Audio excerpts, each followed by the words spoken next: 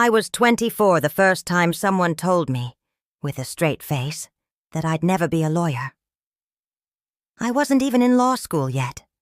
I was standing in a cramped break room at the manufacturing plant where I'd been working since high school, hands smelling faintly of machine oil, staring at my coworker Greg while he waved a half-eaten sandwich in my direction like it was a gavel.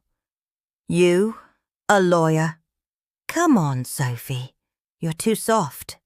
You'd cry the second someone raised their voice at you. I laughed, because it was easier than explaining the truth, that I'd already spent years learning how to stand my ground in a place where people didn't take me seriously. The factory floor had been my battlefield, the clanging machinery, my background music, and the union reps who brushed off safety complaints, my first taste of injustice. I'd filed grievances no one expected me to win. I'd learned that no was just a speed bump. But Greg's smirk that day stuck with me. He didn't know it, but he'd just given me the kind of challenge I couldn't let go. By the time I finally got to law school 3 years later, I was older than most of my classmates. They came from polished internships and private schools.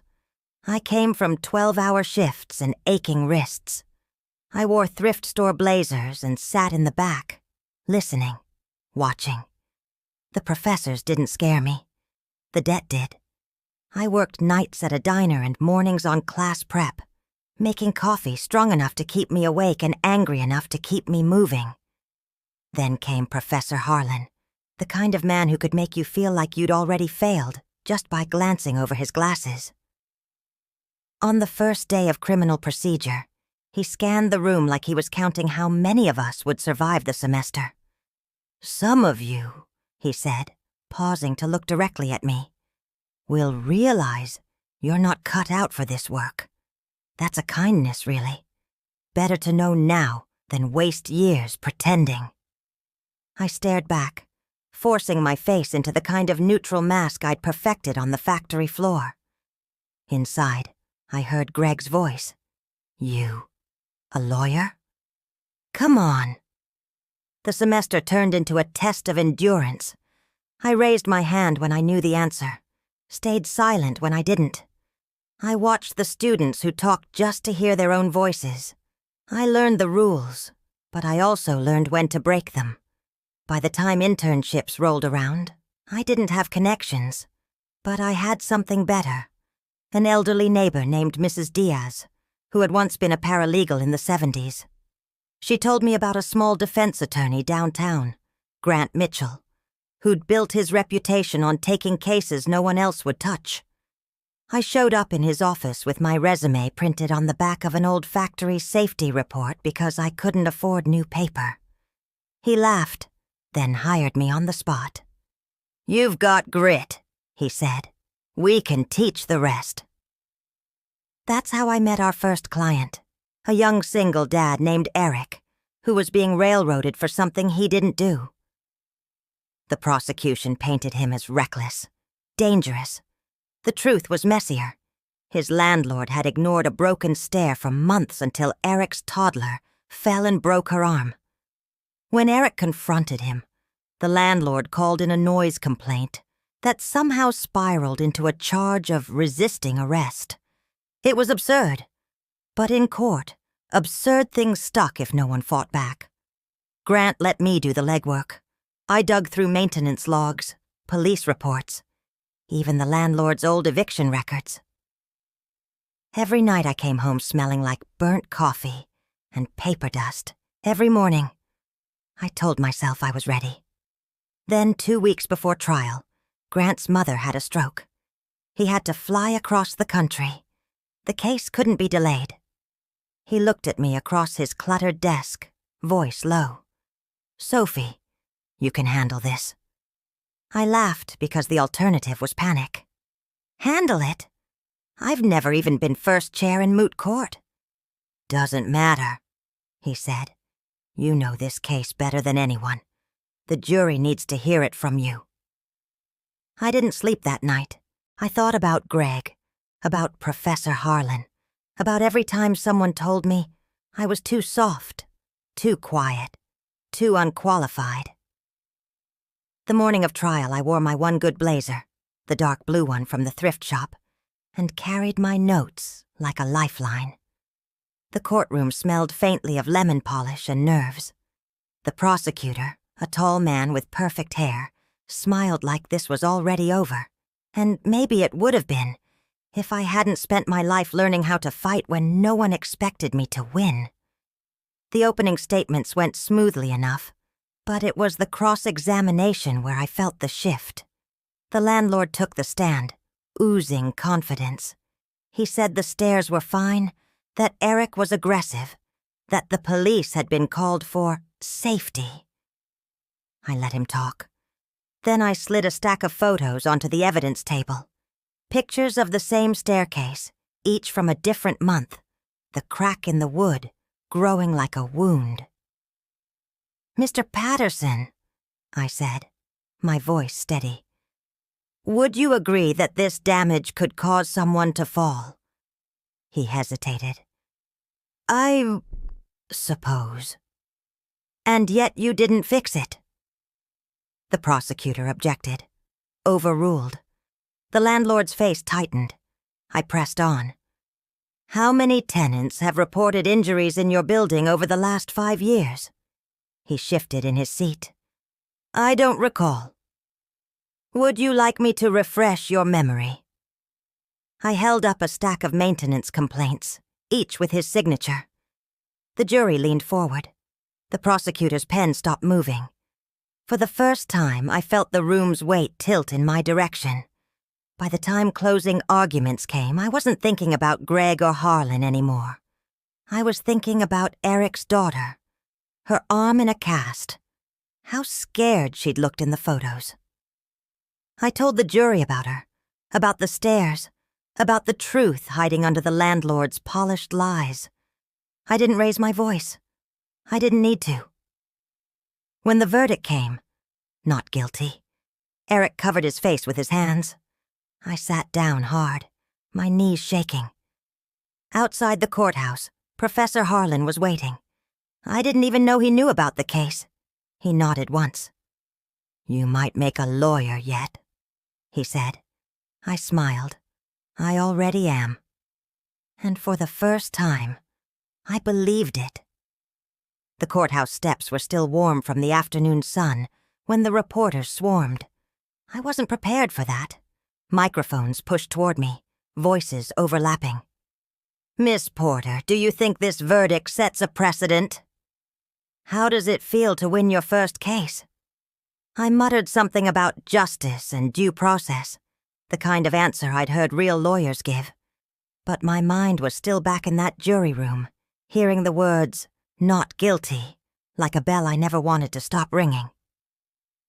Eric shook my hand, thanked me, and disappeared into the crowd with his daughter. I told myself I'd never forget the look in his eyes, half relief, half disbelief, that the system had worked for him just this once. That night I didn't go home right away. I walked the city streets until the neon lights bled into the pavement, thinking about how easy it would be to get addicted to this feeling. Not the glory, but the proof. Proof that I belonged here. Proof that the years in the factory hadn't been wasted, that all the nights I studied until my vision blurred had led somewhere real. But that high didn't last. 2 days later, Grant was back in the office, looking older and more tired than I'd ever seen him. "You did good," he said, but there was a shadow in his voice. He dropped a file on my desk, a thick one. "Got another for you. This one's going to be ugly." I flipped it open. Assault with intent. My stomach tightened. The accused was a woman named Carla Vega, mid-30s, who worked as a home health aide. The victim was her wealthy employer, a retired judge named Leonard Witcom. According to the police report, Carla had attacked him after a dispute over her pay. According to Carla, Witcom had been withholding her wages, making unwanted advances, and threatening to ruin her if she went to the labor board. "He's connected," Grant warned. "Friends in the DA's office. Friends on the bench. If you take this on, they'll come for you too." I thought about saying no. I'd barely survived my first case without Grant by my side. But then I saw Carla in the holding cell. Small, wiry, her hands shaking as she clutched a styrofoam cup of coffee. "They don't believe me," she whispered. "No one believes me." And I knew I was in. The first hurdle was finding anyone willing to talk. Witcom's neighbors didn't want to get involved. His former clerks had nothing to say. It was Mrs. Diaz again who came through. She'd grown up in the same neighborhood as Witcom and remembered stories, quiet ones, about how he treated staff. "You dig deep enough," she said. "You'll find the rot." So I dug. I spent nights scrolling through public records, wage theft complaints, even old society pages. I found whispers of settlements, NDAs signed under pressure, accusations that vanished before they reached court. But whispers weren't evidence, and without evidence, Carla was just a poor woman's word against a retired judge's charm. The DA's office played dirty. They filed motions to limit what we could bring up in court, painting Carla as unstable and financially desperate. The prosecutor, a sharp-eyed woman named Davis, smiled at me in the hallway like we were playing a friendly game. We weren't. 2 weeks before trial, I got an anonymous envelope at the office. Inside, photocopies of 3 complaints filed against Witcom during his time as a judge, all alleging misconduct toward female staff. All dismissed. No sender's name. No return address. I showed them to Grant. "Could be a trap," he said. "Could be gold." "How do I know which?" "You don't. That's why they call it trial."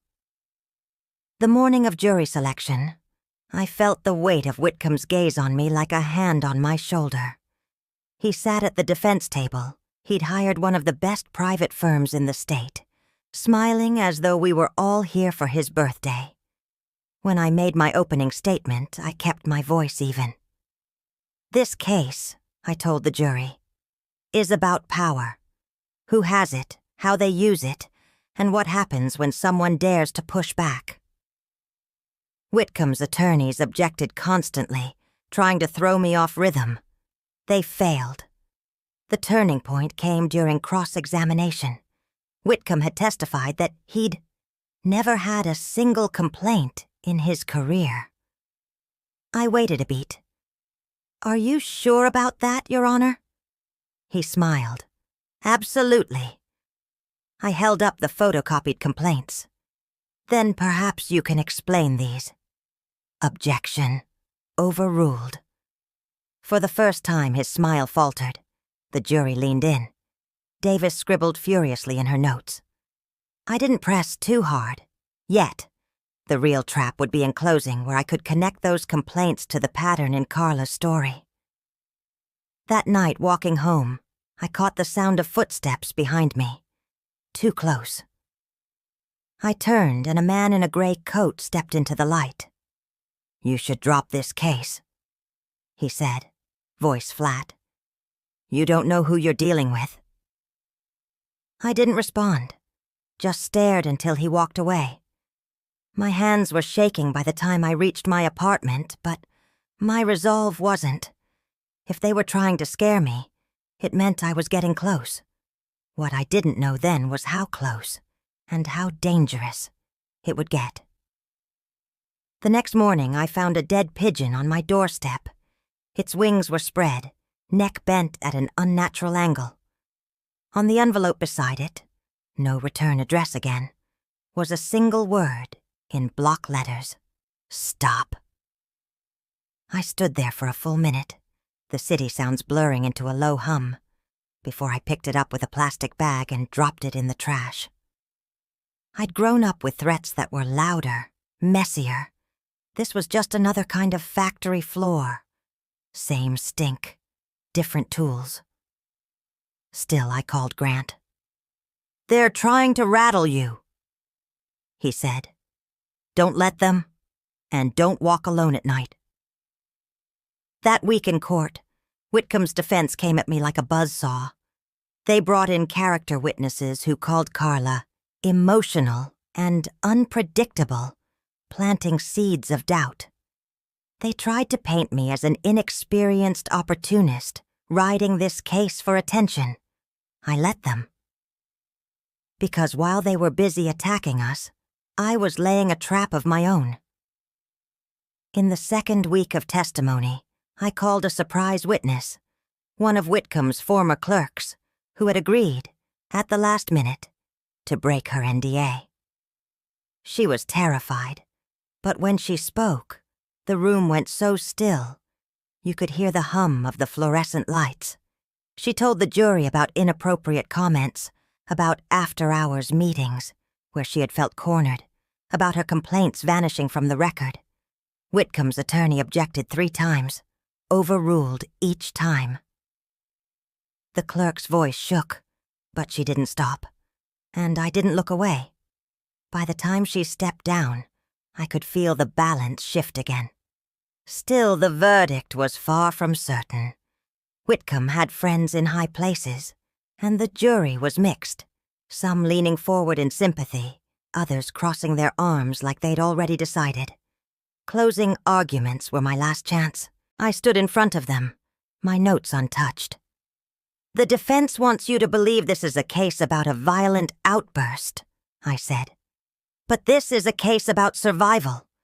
Carla Vega stood up to a man who thought the rules didn't apply to him, and when she did, he used every ounce of his influence to crush her.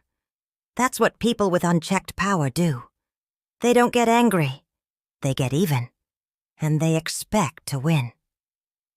I let that sit, scanning the faces in front of me. "I didn't grow up in courtrooms," I continued. "I grew up on a factory floor, where the rules were written by the people who shouted the loudest. And I learned something.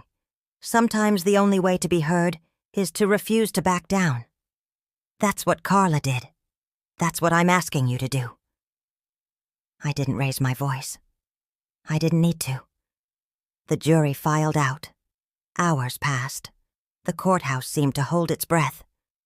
When they returned, my hands were cold. The foreman stood. "We find the defendant not guilty." Carla gasped. Her shoulders sagged like someone had cut a wire.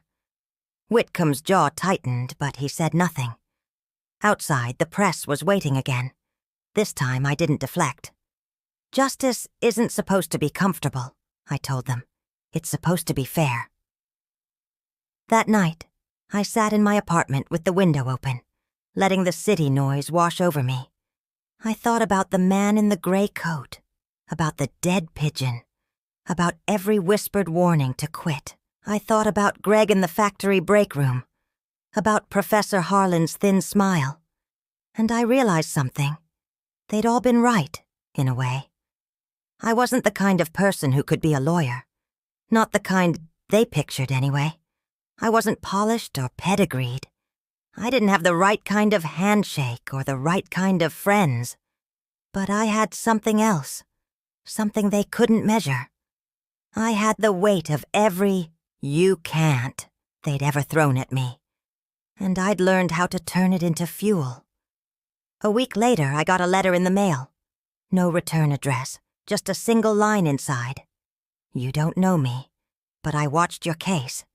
I'm thinking about standing up to my boss. I hope I can be as brave as you." I folded it carefully and put it in my desk, because that was the real verdict, and it was the only one I needed.